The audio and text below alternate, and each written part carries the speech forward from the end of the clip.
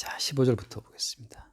그런즉 어찌하리요 우리가 법 아래 있지 아니하고 은혜 아래 있으니 죄를 지으리요 그럴 수 없느니라. 너희 자신을 종으로 내주어 누구에게 순종하든지 그 순종함을 받는 자의 종이 되는줄 너희가 알지 못하느냐. 혹은 죄의 종으로 사망에 이르고 혹은 순종의 종으로 의에 이르느니라. 하나님께 감사하리로다. 너희가 본래 죄의 종이더니 너희에게 전하여 준 바 교훈의 본을 마음으로 순종하여 죄로부터 해방되어 의에게 종이 되었으니라. 네, 여기까지 먼저 볼게요. 15절에 우리가 법 아래에 있지 아니하고 은혜 아래에 있다, 그런 표현이 나오죠. 그러니까 법 아래에 있다고 하는 것과 은혜 아래에 있다고 하는 것은 이제 다른 세계예요. 다른 세계. 그리고 이제 법 아래에 있다, 은혜 아래에 있다, 이렇게 다른 차원을 말할 때에는 개인적인 차이를 다 무시하고 어떤 이제 동일한 법칙의 그 지배 아래에 있다는 뜻이에요. 예를 들면 그 지구에는 이제 그 중력이라는 게 있죠, 중력. 그래서 이 중력의 법칙에 적용을 받는 것은 뭐 국회의원이든 장관이든 뭐 일반인든 똑같이 다 그 중력의 법칙의 지배를 받죠. 그러니까 어디나 다 무게를 느끼고 있는 거고. 그러니까 각 사람의 개별적인 차이를 다 무시하고 동일한 법칙의 지배 아래에 있다. 이게 이제 법 아래에 있다는 뜻이에요. 그러니까 법 아래에 있다고 하는 것은 법이라는 것은 예외적인 어떤 사람을 예외적으로 취급하지 않고 똑같이 취급해요. 똑같이. 그래서 죄를 범했으면 마지막은 사망이다, 이런 식으로. 그리고 그 법 아래에 있다고 하는 말은 모든 인간들을 똑같은 법의 원칙으로 지배하기 때문에 성경으로 말하자면 모든 인간이 다 죄인이라고 하는 거죠. 그러니까 지구에 있으면 어떤 동일하게 그 중력의 법칙을 받고 있지만, 예를 들면 우주에 나가면 또 중력이 없거든요. 그래서 뭐 그 우주 비행사들 이렇게 유형 그 공중에 떠 있는 거 본 적 있죠, 그죠? 그 우주 비행선 안에서. 네. 그런 것처럼 지구에서는 중력의 법칙에 적용을 받지만 우주에 나가는 순간 거긴 다른 법칙이 있는 곳이기 때문에 거기 막 떠요, 사람이 뜬단 말이지. 또 달에 가면 사람이 지구 중력이 6분의 1이라는 거죠. 지구 중력 6분의 1이기 때문에 몸무게 6분의 1밖에 안 나가, 달에서는. 그러니까 사람이 한번 뛰면 이렇게 막 이렇게 뭐랄까, 이렇게 한 발 뛰면 마치 이게 그 스프링처럼 이렇게 뛰더라고, 이렇게. 그런 것처럼 지구의 법칙, 우주 비행선 안의 법칙 다른 것처럼 법 아래에 있다고 하는 그 법의 지배하고 은혜 아래에 있다는 그 은혜의 지배는 다르다는 거예요. 그러니까 법 아래에 있으면 모든 인간은 죄의 무게를 느끼게 돼 있어요. 반대로 은혜 아래에 있다고 하는 것은 마치 중력이 사라진 우주 비행선 안에 있는 것처럼 은혜 아래에 있다고 하는 것은 죄의 지배를 받지 않는다고 하는 거죠. 그래서 오늘 말씀 똑같은 말씀이에요. 거기 보면 우리가 법 아래에 있지 아니하고 어디 아래에 있다? 은혜 아래에 있으니 죄를 지으리요? 그럴 수 없다. 죄를 짓고 싶어도 죄를 지을 수 없는 것이 은혜 아래에 있는 거예요. 마치 우주 비행선을 타고 우주에 나가는 그 순간 어떤 몸무게를 느끼고 싶어도 중력의 법칙을 받고 싶어도 그냥 중력 법칙이 적용이 안 되는 곳이기 때문에 붕 뜨는 것처럼 은혜 아래에 있을 때에는 그 어떤 죄에 대한 부분 자체가 이미 다 해결된 상태이기 때문에 죄의 지배를 받지 않는다고 하는 거죠. 그래서 우리가 지난주 그 봤다시피 예를 들면은 그 12절 말씀에 12절 그러므로 너희는 죄가 너희 죽은 몸을 지배하지 못하게 하여 몸의 사욕에 순종하지 말고. 예, 여기 보면 자, 죄가 너희 죽을 몸을 지배하지 못하게 하라라고 하잖아요. 어떤 식으로 그렇게 되냐 하면은 그 11절 이와 같이 너희도 너희 자신을 죄에 대하여는 죽은 자요. 아멘. 여기 죄에 대해 죽었기 때문에 마치 우주 비행선을 타면 중력에 대해서 죽은 자가 돼요. 중력의 법칙을 받지 않기 때문에 둥둥 몸이 뜨는 것처럼 우리가 이미 죄에 대해 죽었다고 하는 것은 이 중력이 지배를 받는 지구에서 떠나서 우주 비행선을 탄 것과 마찬가지로 이미 죄를 떠나서 은혜에 들어갔기 때문에 더 이상 죄의 지배 아래 있지 않다고 하는 거죠. 그래서 14절 말씀. 죄가 너희를 주정하지 못하리니 이는 너희가 법 아래 있지 아니하고 은혜 아래 있음이니라. 자, 그러니까 죄가 더 이상 우리를 주장하지 못한다고 하는 거죠. 중력의 법칙이 우리의 몸을 주장하지 못하는 특수한 상황에 이제 들어간 것과 마찬가지로 우리가 은혜 아래에 있기 때문에 은혜 아래에서는 더 이상 죄의 지배가 힘을 발휘하지 못한다는 것을 말하고 있는 거예요. 자, 그래서 잠깐 한번 읽어볼게요. 요한일서를 보면 요한일서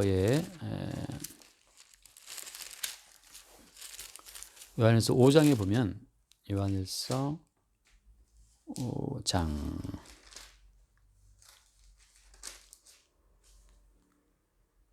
거기에 보면 몇 절이냐? 18절 말씀해 볼게요. 5장 18절. 또 아니 잠깐. 하나님께로부터 난 자는 다 범죄하지 아니하는 줄을 우리가 아노라. 하나님께로부터 나신 자가 그를 지키심에 악한 자가 그를 만지지도 못하느니라. 아멘. 또 읽어보세요. 뒤에 읽어보세요. 뒤에도.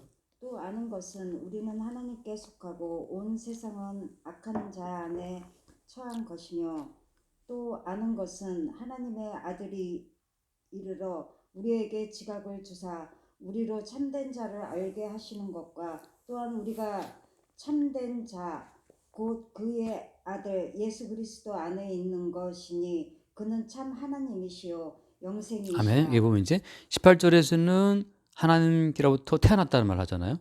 하나님께로부터 난 자라고 해서 이제 하나님께로부터 태어났기 때문에 하나님의 어떤 종자, 하나님의 어떤 그 속성이 들어왔던 뜻이거든요. 그래서 범죄하지 않는다. 왜냐하면 이미 예수님께서 모든 죄를 다 처리했기 때문에 더 이상 우리가 처리해야 될 어떤 죄가 없다는 거예요.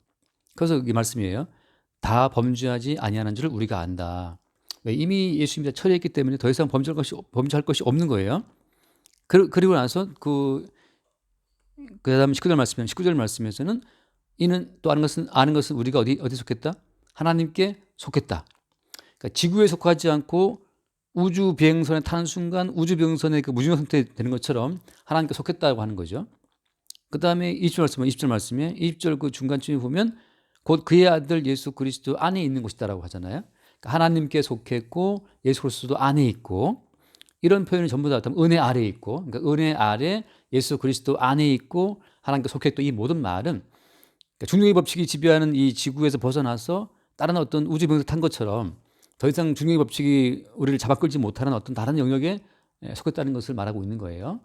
이렇게 지금 말하는 것은 계속 무슨 말하냐면 여기서 그 19절 말씀에 다죠. 또 우리가 뭐다? 우리가 아는 것은 그다음 마찬가지로 또 20절 말씀에도 또 아는 것은, 안다는 건 뭐냐 하면 이제 우리의 실체가 법의 지배 아래에 있다가 은혜 아래로 옮겨진 것을 안다고 하는 거죠.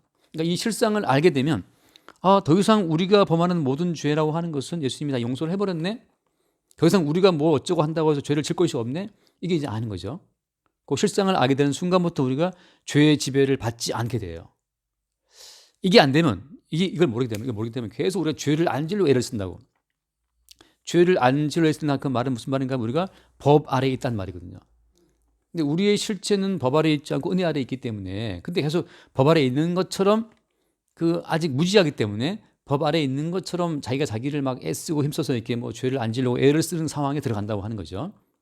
자, 이게 이제 첫 번째 중요한 이제 포인트고. 자, 그러면 그래서 이제 그 15절 말씀 15절에 다시 돌아와서 15절에 자, 그런즉 어찌하리 우리가 법 아래에 있지 아니하고 어디 아래에 있다? 은혜 아래에 있다. 그러니까 완전히 우리는 이제 지구에서 벗어나서 우주병선을 탄 상태이기 때문에 중력의 법칙의 지배를 받지 않는 것처럼 이제 죄의 통치에서 벗어나는 상태가 된 거예요. 그래서 죄를 지으리요. 그다음에 그럴 수 없다. 더 이상 중력이 못 끌어들이는 것처럼 다른 세계에 들어왔다고 하는 거죠. 자, 이것이 이제 진실이고 우리가 안다는 거예요. 근데 이제 그 다음 말씀 보면 16절에 너희 자신을 종으로 내주어 누구에게 순종하든지 그 순종함을 받는 자의 종이 되는 줄을 너희가 알지 못하느냐. 혹은 죄의 종으로 사망에 이르고 혹은 순종의 종으로 의에 이르느니라. 자, 우리가 누구한테 순종하는가를 이제 말하고 있는 거예요. 그러니까 지금 여기서 주님께서 어떤 결단을 요구하는 건데, 계속 네가 법 아래에 있는 것처럼, 법 아래에 있는 사람인 것처럼 네가 네 의지로 죄를 지지 않으려고 막 애를 쓰고 있다면 계속해서 너는 죄에게 종 된다는 것을 말하고 있어요. 그래서 우리가 봤다시피 법이 들어온 곳은 왜 들어왔죠? 법이 들어온 곳은 율법이 주어진 것은 왜 왔다. 율법이 들어온 이유는 죄를 더 드러나게. 그렇죠. 우리의 죄를 드러나게 하기 위해서. 그러니까는 거기 5장 20절 말씀, 5장 20절에 한번 읽어볼까요? 5장 20절.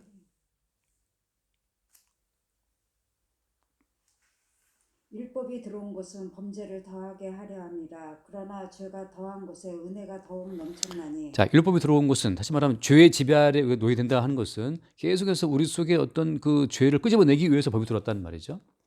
그러니까 법이 왔다는 것은 우리 속에 뭐가 있다? 죄가 있다는 걸 끄집어내기 위해서 법이 온 거예요.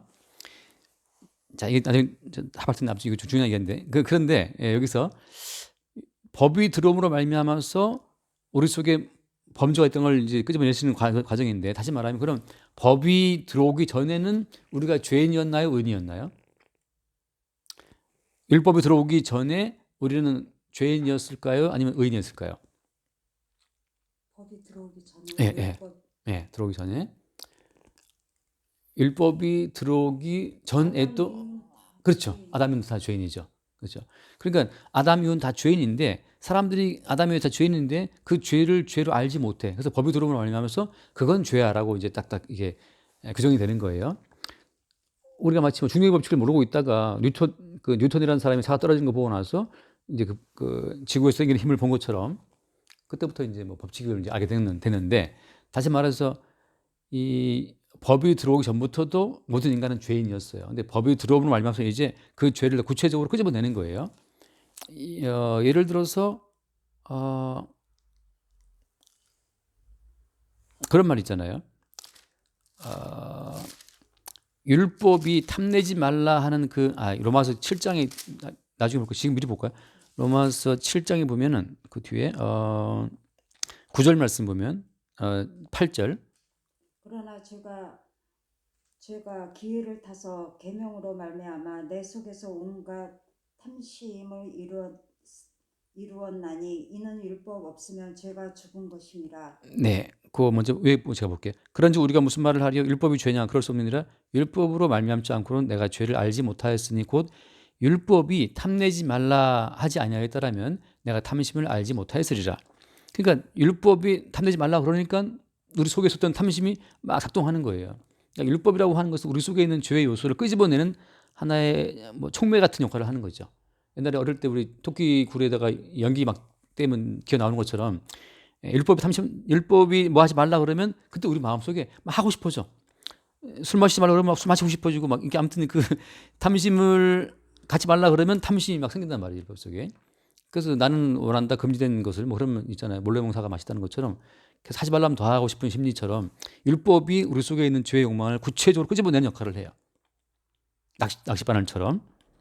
그래서 9절 말씀 전에 율법을 깨닫지 못했을 때에는 내가 살았더니 계명이 이름에 죄는 살아나고 나는 죽었다. 율법을 깨닫지 못할 때는 그게 죄인지 뭔지 몰랐기 때문에 그냥 살았는데 딱 율법이 주어지니까 내 속에 죄가 막 살아나는 거예요. 간음하지 말라, 도둑질하지 말라, 탐심 갖지 말아라, 뭐 하지 말라. 그러니까 내 속에 계속 그걸 하고 싶어져. 그래서 내 속에 죄가 막 살아났기 때문에 죄는 살아나고 나는 죽었다. 결국은 그 율법이라고 하는 것은 우리 속에 죄를 끄집어내서 나는 죄 때문에 죽은 자가 많네라고 하는 것을 알게 해주는 거죠. 그래서 어때? 그래서 예수님이 율법의 마침 그 표현 아시죠? 그리스도 예수는 율법의 마침이 되었다. 예수님이 딱 끝내버린 거예요. 어떻게? 예수님이 율법의 모든 요구로 인해서 주어진 그 죄에 대한 형벌을 십자가에 대신 못 박혀 죽음을 말미암아서 더 이상 율법의 모든 그 정죄와 저주와 형벌을 끝냈어요. 단번에 죽음으로. 그러니까 율법의 요구는 죽으라. 왜냐면 죄를 지었으면 넌 죽어야지. 차 가다가 차 들이박았으면 그죠? 뭐 소나타가 벤츠 박았으면 박은 놈이 돈을 내고 물어줘야 되는 것처럼 죄를 지었으면 죄값을 치러야지. 죄값은 뭔데? 죽는 거야. 그래서 예수님이 대신 나타나갖고 무죄하신 분으로서 우리의 모든 죄를 지고 십자가에 죽어서 우리가 받아야 될 모든 형벌을 치렀다. 따라서 이제 율법의 요구는 이제 끝난 거예요. 율법의 요구가 끝났기 때문에 이제 법의 지배가 어때요? 법의 지배는 끝났다 하는 거죠. 왜? 예수님께서 율법의 요구에 대해서 십자가의 피로 죽으심으로써 더 이상 율법은 더 이상 우리한테 요구할 것이 없어요. 왜? 예수님이 값을 다 치렀기 때문에. 그래서 오늘 그 보면 돌아와서 6장 말씀에 돌아와서 뭐라고 하느냐? 그 아까 15절 말씀에 15절에 그런즉 어찌하리요 우리가 우리가 법 아래 있지 아니하고 은혜 아래 있으니 죄를 지으려 그럴 수 예. 없느니라. 그러니까 우리가 이제 법 아래 법의 지배가 끝났다는 거, 법의 요구가 끝났다는 거. 예수님 피를 죽으심을 알면서 그러니까 더 이상 이제 법은 우리에게 뭐라고 요구할 수가 없어요. 왜냐하면 그 법이라고 하는 것은 우리 속에 죄를 끄집어내는 건데, 그리고 죄에 대한 마지막 결과는 사망, 죽음인데, 그 죄에 대한 모든 요구를 예수님이 십자가의 피를 죽음으로 끝냈기 때문에 더 이상 법은 우리에게 다른 죄를 그 죄의 값을 요구할 수 없다고 하는 거죠. 이게 은혜 아래에 있다는 거예요. 은혜 아래. 지금은 새로운 어떤 예수님이 다 지불했다, 예수가 다 해결했다고 하는 그 예수님이 다 해결했다고 하는 그 은혜의 세계 아래 지금 우리가 살고 있다. 자, 살고 있는데 여기에서는 다른 용어를 써요. 뭐라고 쓰냐면 여기서 한 번 더 볼게요. 거기 의의 종이란 말이 있죠. 18절 말씀. 죄로부터 해방되어 의에게 종이 네. 되었느니라. 자, 이제는 우리가 그 법의 모든 요구상, 법의 시스템에서 우리가 빠져나왔어요. 예수님이 십자가에 못 박혀 죽음으로써 이제 율법의 모든 시스템이 이제 끝났어. 그리고 이제는 우리가 어디로 왔어요? 은혜 아래 들어왔다고 하는 거죠. 자, 은혜 아래 들어오게 되면 거기에는 어떤 새로운 법칙이 우리를 지배하는데, 그 말은 뭐냐면 의에게 종이라는 말. 의에게 종. 그럼 의의 종이라는 뭐냐? 의의 종이라는 것은 뭐냐 하면, 성경에서 말하는 의라고 하는 것은 하나님 보시기에 의롭다 이렇게 말할 때 하나님 보시기에 의라고 하는 것은 어떤 거예요? 네, 거듭남. 십자가에 대속해서 죽으신 그 우리는 다시 살아나? 네, 네. 예, 그 하나님 보시기에 이렇게 의롭다라고 하는 것은 하나님의 모든 요구를 다 이루어낼 때 의로운 건데, 하나님께서 보시기에 의롭다라고 평가하고 인정하시는 것은 그 예수님의 십자가의 헌신이에요. 십자가의 순종. 다시 말해서 하나님께서 요구하시는 그 모든 요구를 완벽하게 다 이루어내신 분은 예수님밖에 없어요. 그래서 예수님만이 의로우신 분이고, 하나님의 모든 요구를 예수님이 십자가의 피를 죽기까지 다 이루었다. 그래서 예수님만이 의롭다라고 하는 그 예수 그리스도께서 보이신 의를 나타내고 증거하기 위해서 동원된 사람들이 의의 종이에요. 의의 종. 그게 의의 종 됐다는 뜻이에요. 자, 그냥 비교해서 말하면 죄의 종이라고 하는 것은 뭐냐면, 항상 죄의 종은 자기 자신의 의로움을 먼저 생각을 해요. 근데 의의 종은 뭐냐? 의의 종은 내가 걸레가 되든 말든 상관없어. 내가 걸레가 된다 하더라도 예수 그리스도가 의롭다는 것만을 주장해요. 그게 의의 종이에요. 그냥 단적으로 비교를 하자면 성경에서 말하는 바리새인들은 죄의 종이에요. 왜냐하면 그 사람들은 율법의 세계 속에 있어요. 그래서 법을 막 지켜서 법을 지키는 걸 통해서 자기 의롭게 되기를 추구하는 사람들이에요. 근데 아까 예수님께서 오셔갖고 어땠어요? 율법의 모든 세계를 이미 철폐해버렸어요. 예수님이 십자가의 피를 죽으심으로써. 그래서 은혜라고 하는 새로운 세계를 만드셨고, 그 은혜 아래로 우리를 불러들이신 거예요. 그럼 은혜의 세계에 들어온 사람들이 이제 뭘 아냐 하면, 더 이상 내가 법을 따라 살아다가 내가 범죄를 하고 할 일은 이제 없다. 왜? 예수님께서 우리가 범했던 모든 죄의 값을 치셨기 때문에 더 이상 우리는 법의 지배에 있지 않다고 하는 것을 알아요. 자, 그런데 중요한 것은, 자, 그럼에도 불구하고 계속 우리의 육체로부터 어떤 죄의 요소들이 계속 올라와요. 이게 이제 하나님께서 우리 육신을 이 땅에 살게 하시는 목적이에요. 자, 우리는 분명히 법의 지배에서 옮겨져서 이제 은혜의 지배 아래 들어왔는데, 은혜의 지배에 들어왔음에도 불구하고 계속해서 우리 속에서 어떤 죄의 욕구는 올라오더란 말이죠. 근데 성경을 보니까 우리가 법 아래에 있지 않은데 은혜 아래에 있는데 죄를 지으려? 그럴 수는 없어. 그 우리가 죄를 어떤 말씀했는데 불구하고 계속 우리 마음속에 탐심도 있고 미워하는 마음도 있고 막 오만 가지 생각이 있단 말이죠. 있어요. 그래서 이런 죄가 있는데 성경을 보니까 우리가 죄를 지으려 그럴 수 없다. 아까 요한일서 봤다시피 우리가 범죄 안 한다는 거죠, 또 우리가. 근데 그러면 우리에서 올라오는 이건 뭡니까? 자, 여기서 중요한 것은 내가 보기에 이것은 죄다 아니다, 이게 중요한 것이 아니고, 하나님 보시기에 그것은 죄다 아니다, 이게 중요한 거예요.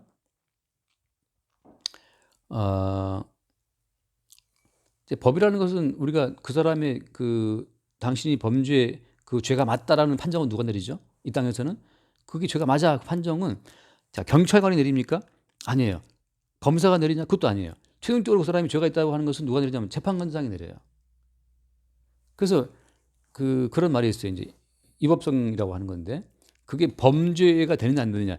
그 범죄 구성 요건에 속해야만 범죄가 되거든요.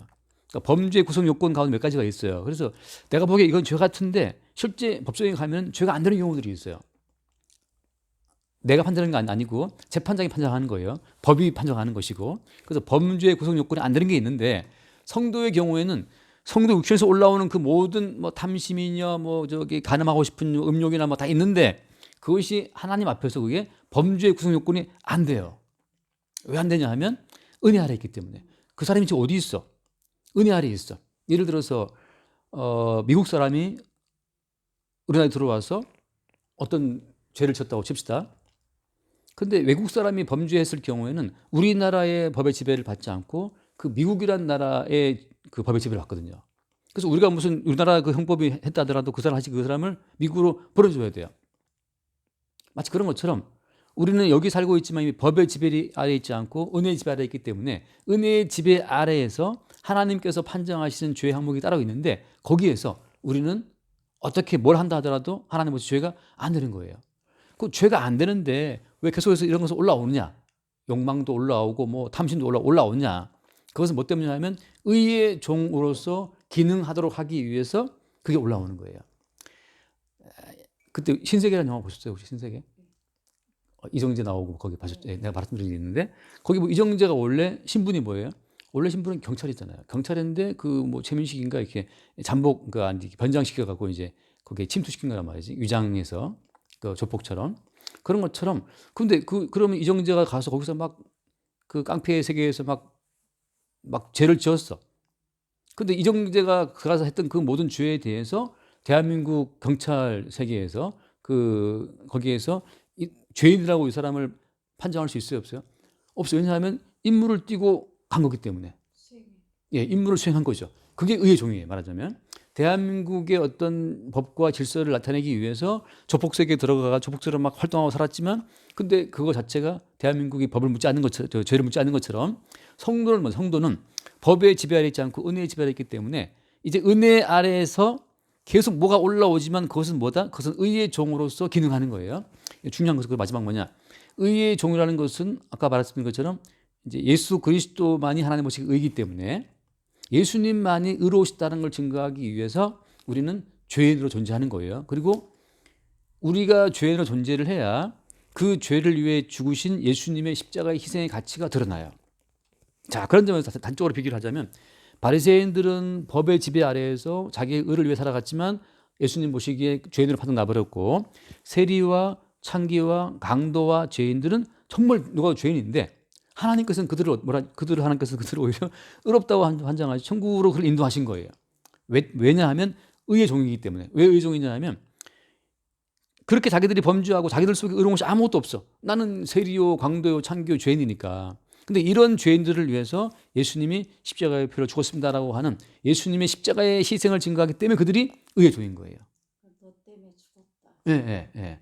그래, 바로 너와 같은 그저 때문에 주님이 죽으신 것이다. 그래서 오히려 이 사람들은 범죄한 자기의 그 범죄한 삶을 통해서 나는 이렇게 쓰레기인데 정말 나는 쓰레기다. 나는 나 같은 쓰레기인데 근데 예수님께서 나를 위해 죽으심으로 내가 하나님 나라 백성이 되었다라고 하는 나의 의는 0%, 나의 의는 0, 나의 의는 제로인데 근데 100% 예수님의 십자가에 흘리신 그 피의 가치로 내가 천국에 들어왔다는 것만 자랑하죠. 그게 이제 의의 종이에요. 자기 의는 거기에 1도 있어요, 없어요? 1도 없어. 본인이 본인을 또 알아. 은혜 아래 들어와도 자기 속에 올라오는 그 모든 죄 요소를 아는데 이렇기 때문에 나의 의는 제로고 예수님이 십자가의 피로 죽으신 그 희생의 가치만 100% 인정한다고 할 때 그게 하나님 보시기에 의가 되는 것이고 그게 의의 종이라고 하는 거죠. 그러니까 지금 예를 들어서 그렇잖아요. 그 신세계에서 이정재 보고 야 너 가서 일 좀 하자. 너 그 경찰복 제복 벗고 너 조폭 입고 가서 좀 거기 깡패들이랑 좀 어울려라. 그때 이정재가 무슨 말씀 나는 거룩한 사람이 나는 이제 의롭게 살려고 내가 됐다 하고 자기 의를 고집하면 그 임무를 수행할 수 있어요, 없어요? 수행할 수 없죠, 그 임무를. 근데 성도는 누구냐? 성도는 바로 그렇게 예수님의 피로 깨끗하게 싹 용서를 받고 성도는 예수의 피 흘리심이 완전한 것이기 때문에 예수의 피는 모든 죄를 씻는 완전한 의가 되기 때문에 예수의 피로 싹 씻고 나서 다시 주님 우리에게 죄인의 옷을 입히시는 거예요. 또 똑같이 뭐 그런 탐심이 올라오고 음심이 올라오고 뭐 누굴 죽이고 싶은 마음도 올라오고 올라온다고.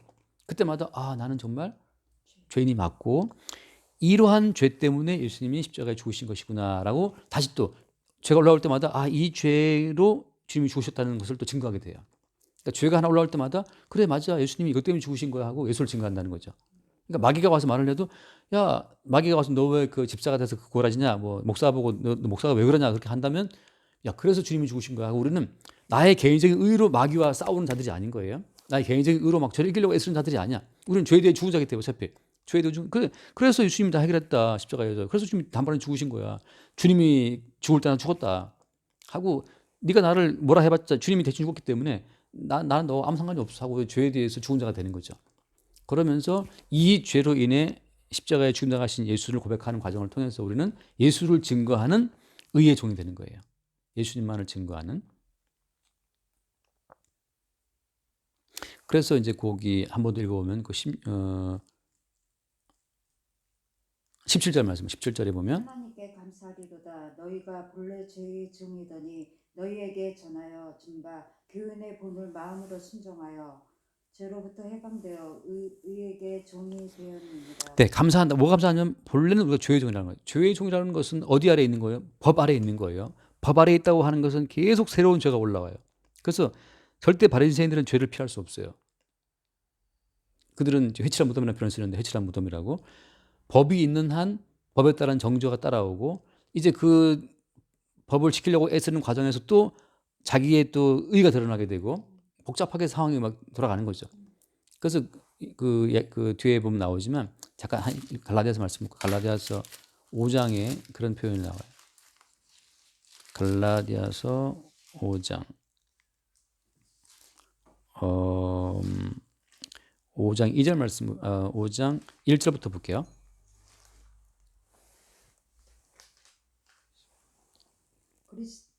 그리스도께서 우리를 자유롭게 하려고 자유를 주셨으니 그러므로 굳건하게 서서 다시는 종의 멍에를 매지 말라. 아멘. 자, 우리를 어떻게 했다?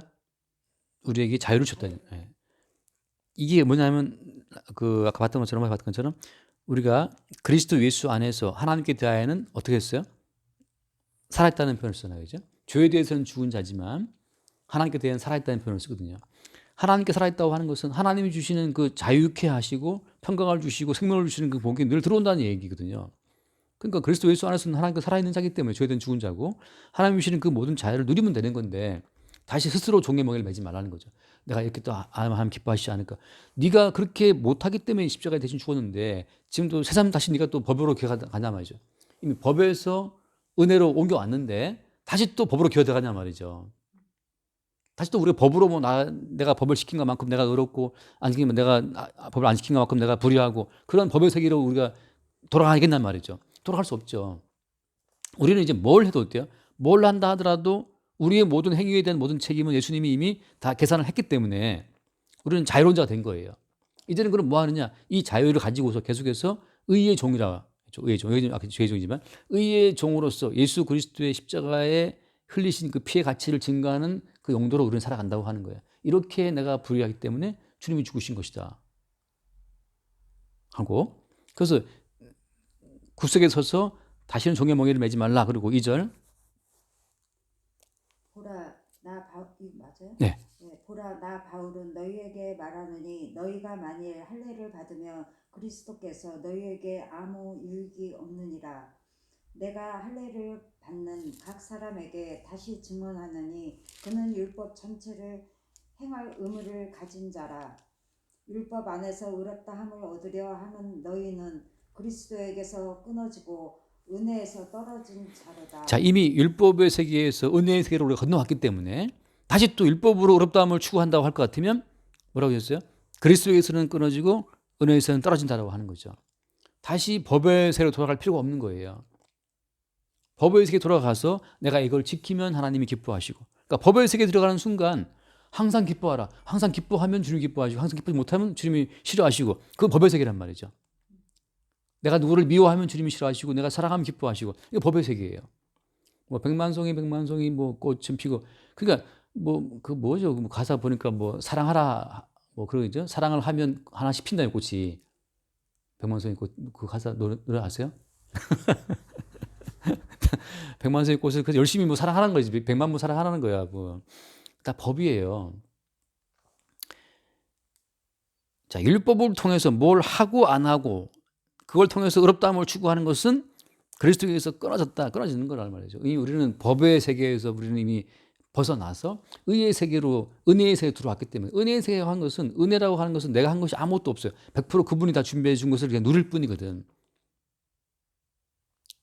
그래서 이제 돌아와서 마칠게요. 자, 한 번 더 이제 그 15절 말씀 보면 15절에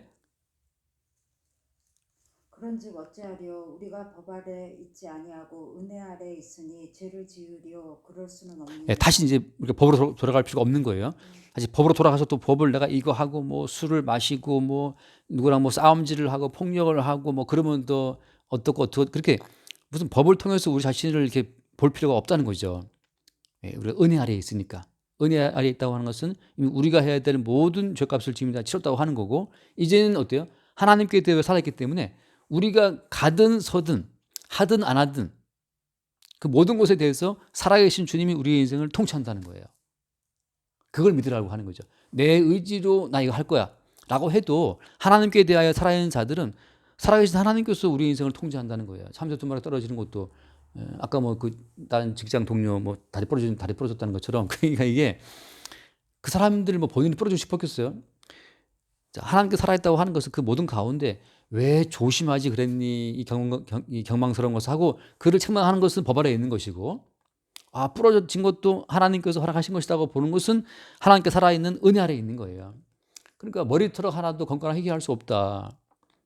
그걸 통해서 우리가 근심함으로 키를 한 잔 더 할 수 있냐. 우리의 키가 크고 작은 것이나 머리카락은 검거나 희거진 그 모든 것이 다 하나님의 통치하에 있다는 것을 보는 사람들은 하나님께 대하여 살아있는 자라고 하는 거죠.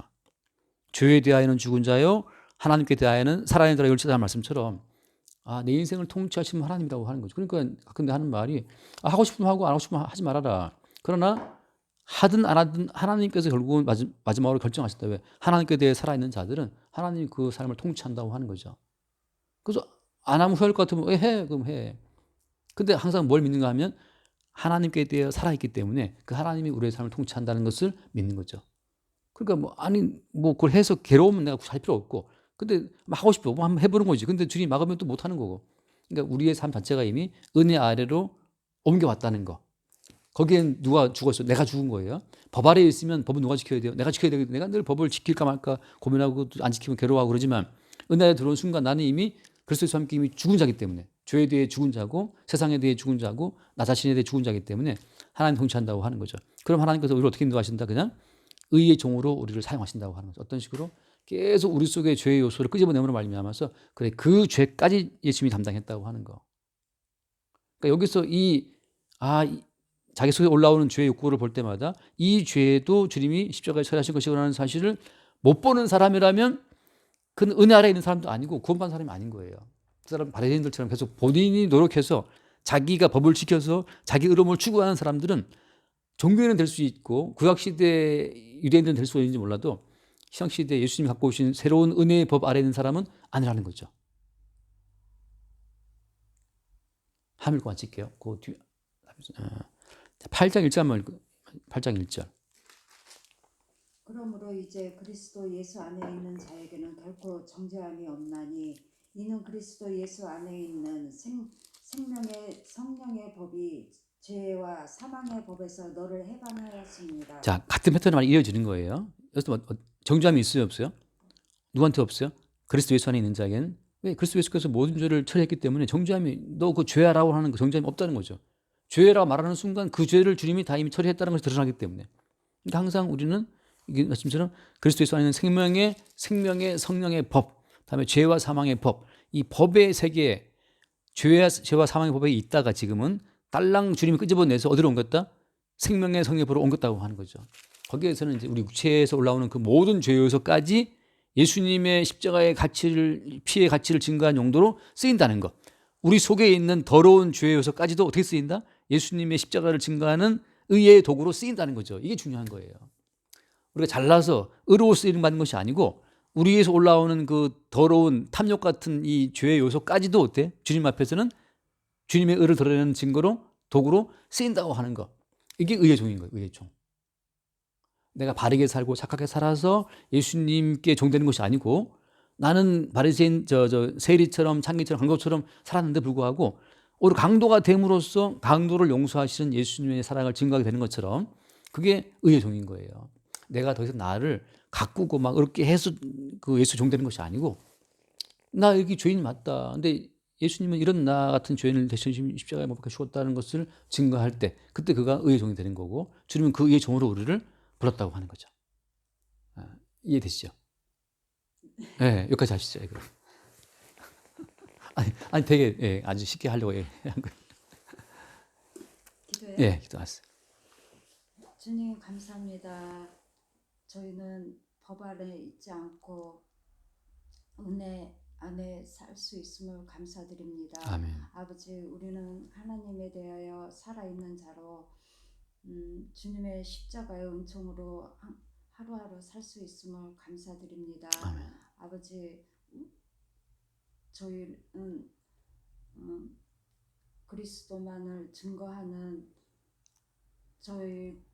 저희가 될 수 있도록 아버지 주님의 도구로만 사용하여 주시옵소서. 아멘. 사랑이 많으신 예수 그리스도 이름으로 기도드렸사옵나이다. 아멘. 주님 감사합니다. 법 아래에 매여서 죄의 종으로 살던 자들을 주님께서 인도하여 은혜의 아래로 이끌어 주시고 우리가 뭘 한다 하더라도 그 모든 요소를 통해서 십자가에 피 흘려 죽으신 예수님의 의로운 희생을 증거하는 의의 종 삼아 주신 것을 감사합니다. 하나님께 대하여 살아있는 자로서 사나 죽으나 또 우리가 어떤 삶의 모양을 취한다 하더라도 우리의 삶을 통해 그리스도 예수를 나타내고 증거하는 용도로 의의 종으로 우리를 늘 온전하게 사용하여 주옵소서. 우리 주 예수님을 기도드립니다. 아멘. 가져가겠습니다.